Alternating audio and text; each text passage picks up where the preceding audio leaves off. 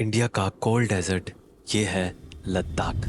इस सूखे रेगिस्तान में आपको दूर दूर तक फैले ऊंचे पर सूखे पहाड़ दिखेंगे, जिन पर ना कोई पेड़ है और ना ही कोई घास, क्योंकि हिमालयाज के इन सूखे पहाड़ों में साल भर में मुश्किल से सिर्फ 3 इंच बारिश होती है। तो ऐसी बंजर जगह पर पानी का होना कितना मुश्किल होगा, ये सोच से भी परे है।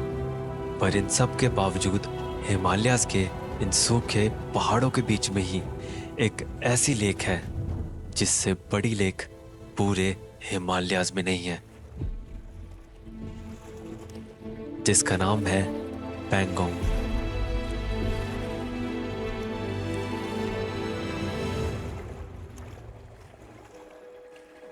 13,000 फीट की हाइट पर पहाड़ों के बीच में बसी ये समंदर जैसी लेक इतनी बड़ी है कि इतनी दूरी में तो आप मुंबई से पुणे तक पहुंच जाएंगे, पर ये लेक तब भी खत्म नहीं होगी, क्योंकि ये लेक 160 किलोमीटर लंबी है और इसकी ये लंबाई ही इसे इतना खास बनाती है।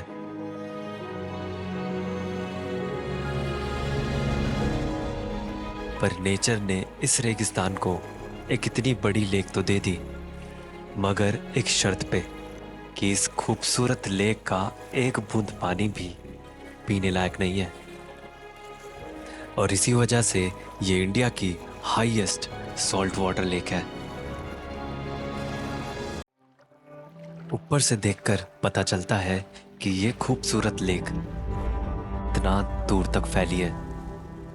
ईस्ट लद्दाख की कराकोरम रेंज से शुरू होकर ये जाती है वेस्ट तिब्बत तक, और इस पूरे सफर में इसके कई बार नाम भी बदलते हैं, जिसमें से भारत की तरफ की लेक को पैंगोंग कहा जाता है, वही तिब्बत में इसे सोन्याक और रुमसो जैसे नाम से जाना जाता है।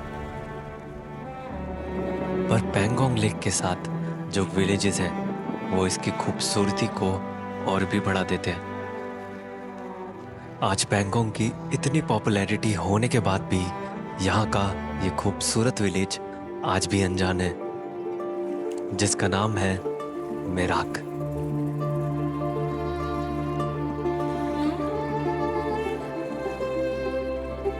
इस छोटे से विलेज में कुछ गिने चुने घर ही हैं, जिनके पीछे खड़ी ये बेहद ऊंची और बर्फ से ढकी पहाड़ियां ही इसकी पहचान है, जिसकी वजह से यहाँ का हर एक नज़ारा खूबसूरत लगने लगता है।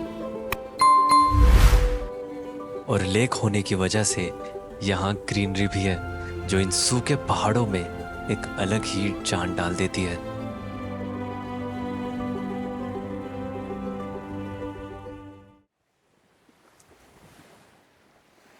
इन लहरों को देखते देखते कब रात हो गई पता ही नहीं चला, और तारों से भरी रात के बाद सुबह की रोशनी में ये पहाड़ सोने जैसे लगने लगते हैं।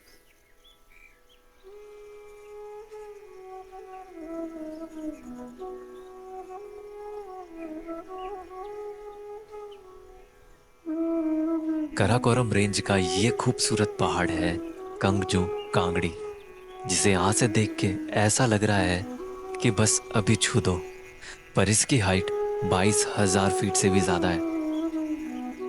वहीं पहाड़ों की दूसरी तरफ जब मैंने लेक की साइड देखा, वाह!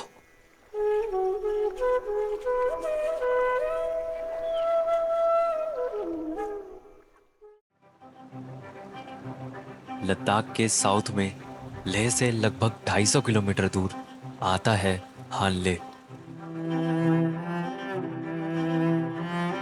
14,000 फीट की हाइट पर बसे इस विलेज में मुश्किल से 300 लोग रहते हैं। पर इतने रिमोट और दूर दराज बसी जगह में लोग सिर्फ इस विलेज को ही देखने नहीं आते, बल्कि देखने आते हैं उस दुनिया को जो इसके आसमान में छुपी है।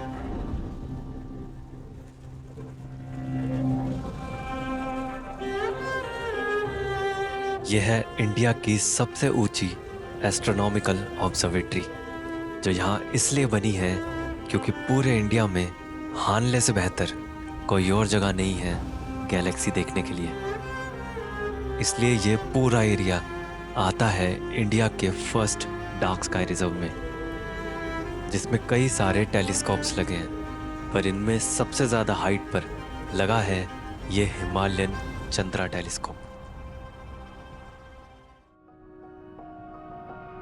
और यहाँ इस ऑब्जर्वेटरी के होने से एक बात ये भी समझ आती है कि हानले से अच्छी जगह इंडिया में कोई और नहीं है मिल्की वे देखने के लिए।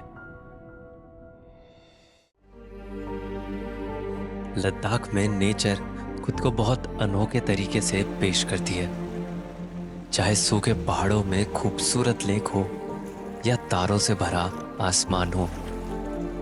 यह महसूस होता है कि अभी कितना कुछ देखना बाकी है। यहाँ की ये खुली दूर तक फैली वादियाँ एहसास कराती है इस बात का कि इस पूरी दुनिया का हम एक महज छोटा सा हिस्सा हैं।